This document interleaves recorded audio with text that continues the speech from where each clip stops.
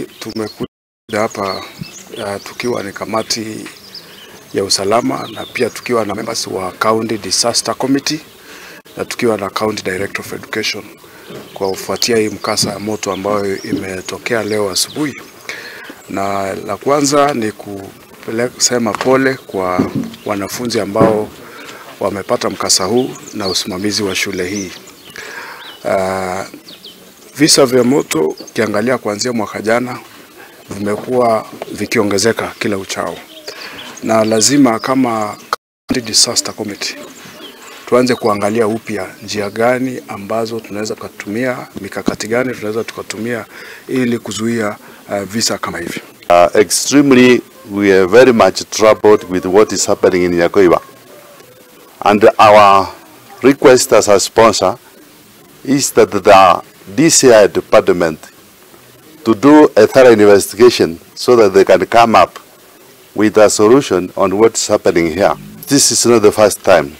Maelekezo yale tuko nayo ya kwanza ni kwamba tukue na zile fire hydrants katika karibu kila eneo, kila sub county, na pia hizi magari za kuzima moto ziwe tunakuwa na kila gari katika kila sub county, ndio to improve on our response wakati mikasa hii inatokea. Secondly, I want to echo a strong statement that we need a serious reinforcement in the security sector. So, when County Commissioner, I'm requesting through your office, we get the security in this school because we don't know what's happening. La muhimu ni kwamba hakuna mtoto ambaye ameumia, hakuna mtoto ambaye ameathirika kupatia kisa hiki.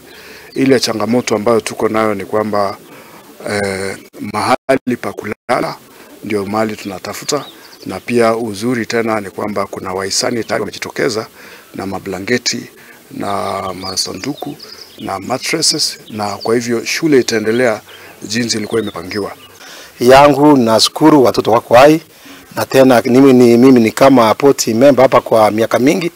Tumekaa tumeongea watoto wakae kwa madarasani waendelee kusoma.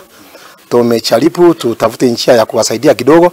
Kama saa hii nimechioba, nimenunua blanketi 100 nimeleta tayari, na wengine hata kama nimempigia simu tukaongea na yeye, hata yeye anaendelea kuprepare aone kama ni kitu gani ata support.